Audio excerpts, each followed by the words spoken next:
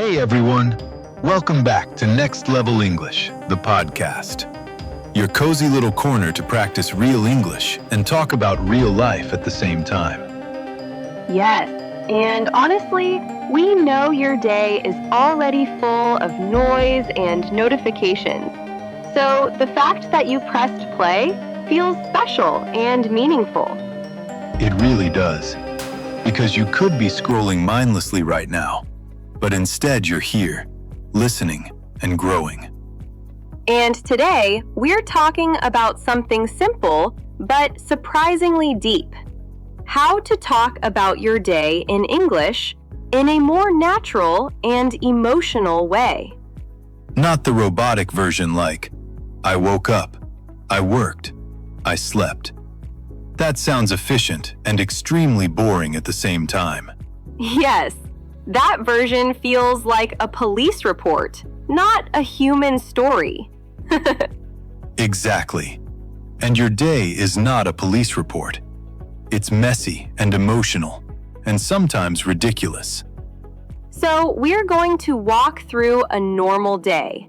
Morning, afternoon, evening, but with richer language and real feelings. This is B2 to early C1 level, so the vocabulary is a bit stronger. But don't panic. Don't freeze. Just follow the story. You don't need to understand every single word. Let the conversation flow over you like warm water and absorb what feels natural. Okay, Maya. Let's start with the dangerous moment. The alarm clock. What really happens? Oh, wow. Okay, honest version? My alarm rings and I negotiate with it like it's a stubborn child, and I'm tired, but dramatic. A quiet negotiation with destiny at 6:30 a.m. I love that. I say 5 more minutes with confidence and zero intention of keeping that promise. 5 more minutes is the biggest lie in human history, and we all know it. It really is. And sometimes I go overboard with the snooze button, and then I'm already stressed before my feet touch the floor. Go overboard means doing too much of something. And yes, 1 snooze is innocent. 3 snoozes is chaos. Exactly. And then I rush to the bathroom feeling slightly guilty and similarity. What about your brain at that moment? My body is awake, but my brain feels cloudy and slow, like it needs a software update. That image is both funny and painfully accurate. So now I try something small. I sit on the edge of my bed for 30 seconds and just breathe. No phone, no messages, just, okay, I'm alive. That sounds simple and strangely powerful. Do you also do the famous door check dance? Oh, absolutely. Keys, phone, wallet, bag. I tap my pockets like airport security, and I feel responsible and ridiculous at the same time. That little dance is universal and slightly dramatic. And when I forget something, it ruins my confidence for 5 minutes. The walk of shame back into the house feels small and embarrassing. Yes, but at least it saves the day. My commute is loud and chaotic, and honestly, a little entertaining. What happens on your bus? Please tell me it's dramatic. Someone is always on a loud phone call. Someone is arguing with the ticket machine. And one child is asking, why? Every 30 seconds. That sounds exhausting and hilarious at the same time.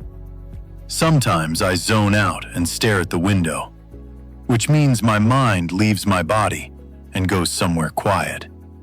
That phrase is beautiful and useful. I zoned out on the bus. And then, the laptop opens and reality says hello. Emails, messages, tasks.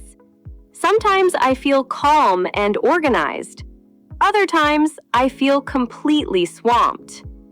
Swamped means extremely busy, like you're standing in deep water made of tasks. Yes, and if I'm not careful, my brain becomes frazzled. Frazzled? It means tired and stressed in a messy way, like your brain is overcooked. That's accurate and slightly tragic. So I try to whip through a few easy tasks first to feel in control. Whip through means doing something quickly and efficiently, and it feels empowering and satisfying. If I skip lunch, I suffer. The afternoon version of me becomes dramatic and unfocused. The future you comes back angry and disappointed. Exactly. And in the afternoon, if I rush too much, haste makes waste. That proverb means if you hurry too much, you make mistakes and lose more time later. So now I slow down a little, even when I feel impatient. Late afternoon is dangerous. I either get a second wave of focus, or my brain leaves the building before my body. That image is dramatic and completely relatable. Sometimes I want to be the hero and finish everything. But then I remember tomorrow exists. Knowing when to call it a day feels responsible and mature. So, the workday ends, the laptop closes, and there's that tiny moment of silence that feels peaceful and slightly strange. Yes, that first step outside after work feels freeing and heavy at the same time. Like your body is tired, but your mind is still racing. Exactly. Sometimes I walk home slowly on purpose, just to let my nervous system calm down and catch up with me. That sounds intentional and mature. I usually need a small reset before I feel human again. What does your reset look like? I put my bag down, change into comfortable clothes, and just stand there for a minute. No phone, no noise, just breathing and letting the day leave my shoulders. That image feels simple and powerful at the same time. My evenings have two personalities, the wholesome version and the "what did I just do with my time" version. Oh, I know that dual personality very well, and it's slightly dramatic.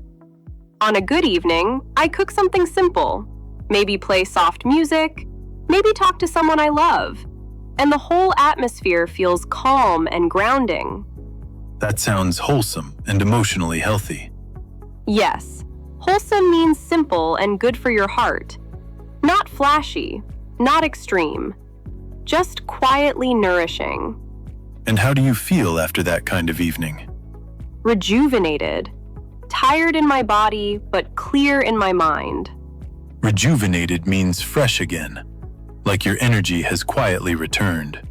Yes, when I sleep after that kind of evening, I wake up hopeful instead of annoyed. Now, let me confess something honest and slightly embarrassing.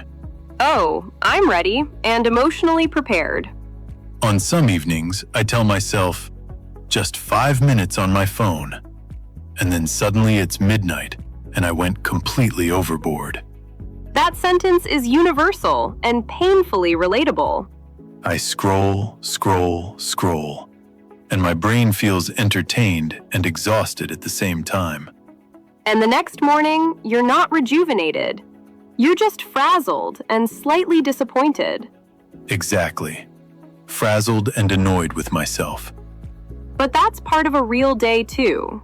The good version and the messy version. And this is the important part. Your day might look normal, but your language doesn't have to be basic. Instead of, "I was busy," you can say, "I was swamped and a little overwhelmed." Instead of, "I was tired," you can say, "By 4 p.m., I felt completely frazzled." Instead of, "My evening was good," you can say, "It was wholesome and I went to bed feeling rejuvenated." Those words add emotion and personality to your English. Go overboard. Do too much of something. And when you describe your real day, your English feels alive and honest. Let's quickly walk through some key words together, slowly and clearly. Swamped. Extremely busy. Too many tasks at once. Frazzled. Mentally tired and messy inside. Rejuvenated.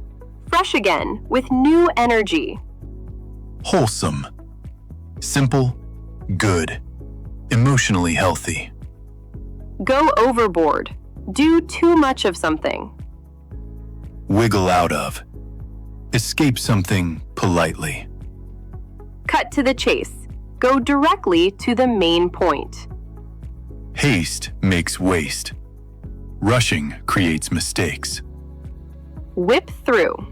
Finish something quickly and efficiently. If you're still listening right now, that means you care about your English and your growth. And we feel genuinely grateful and proud of you for that. Your everyday life is not boring. It's full of stories, details, and feelings. And now you have the words to express it with confidence and depth. So before you leave, write one sentence in the comments about your day. Maybe your morning was swamped. Maybe your evening was wholesome. Maybe you went overboard. We read your comments, and they honestly make this space feel alive.